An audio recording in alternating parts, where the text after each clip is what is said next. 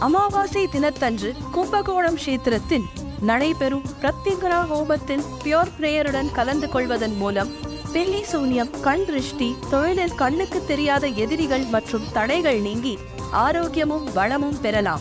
பிரத்யங்கரா ஹோமத்தின் முழு பலனை பெறுவதற்காக சக்தி வாய்ந்த பிரத்யங்கரா மந்திரங்கள் கொண்டு ஹோமம் நடைபெறும்.